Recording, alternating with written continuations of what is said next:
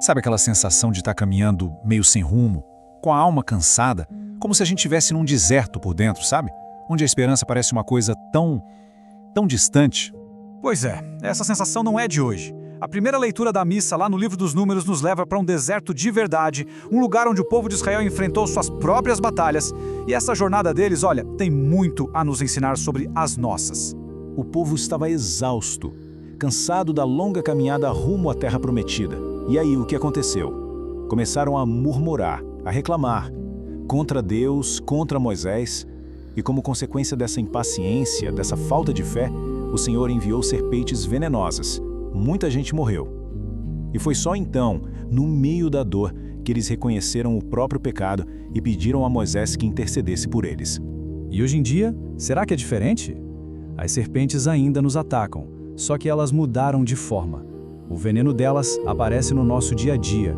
É o egoísmo que nos fecha, é a preguiça que nos paralisa, são as murmurações que envenenam o ambiente, a inveja, a confusão.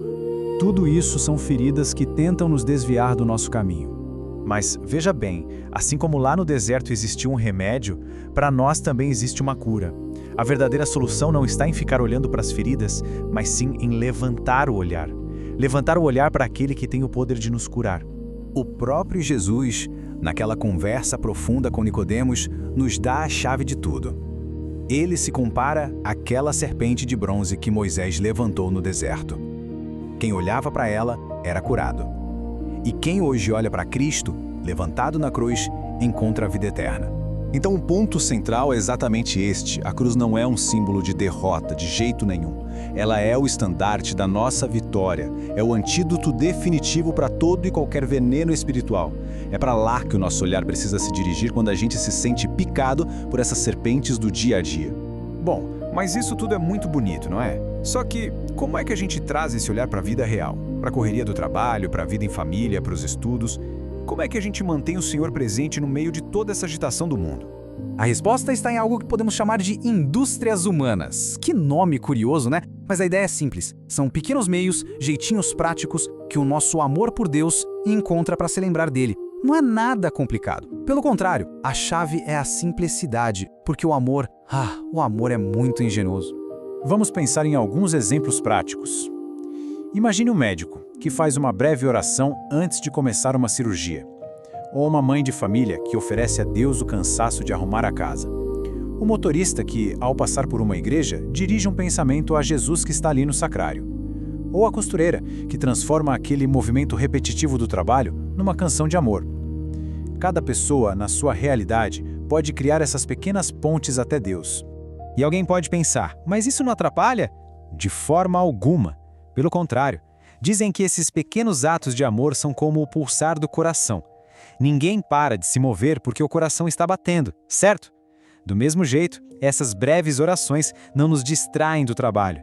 Elas dão vida a ele, dão uma alma, um sentido novo a tudo. E esse diálogo constante, essa conversa, tem um nome, tem uma forma.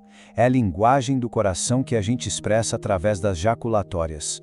O próprio Jesus nos deu exemplo, não é mesmo? Ele se dirigia ao Pai com orações curtas, mas cheias de amor, de confiança. E o Evangelho está repleto de pessoas que se aproximaram dele assim, com um pedido simples, direto, mas carregado de uma fé imensa. Vamos pensar um pouco nessa ladainha de fé. O bom ladrão, o publicano no templo, São Pedro, depois de ter negado Jesus, São Tomé, diante do ressuscitado, as palavras deles são como flechas. Flechas de amor, de arrependimento, de adoração. A gente pode tomar essas palavras para nós ao longo do nosso dia. E assim, sabe, ao tecer o nosso dia com esses pequenos fios de ouro, a gente chega ao entardecer. E a nossa oração acaba se tornando muito parecida com a daqueles discípulos de Emaús. Essa talvez seja a jaculatória final de cada dia. Um pedido para que ele fique. Porque a experiência nos mostra, não é verdade? Quando ele não está, tudo vira noite. A escuridão da confusão, do cansaço, da falta de sentido. Fique conosco, Senhor. O mais bonito disso tudo é que pode começar agora, agora mesmo. Não precisa esperar um momento ideal, um lugar perfeito. Na próxima tarefa que surgir, no próximo desafio ou na próxima alegria. Qual vai ser essa pequena indústria humana? Qual vai ser o primeiro olhar consciente para Cristo hoje? Louvado seja nosso Senhor Jesus Cristo, para sempre seja louvado.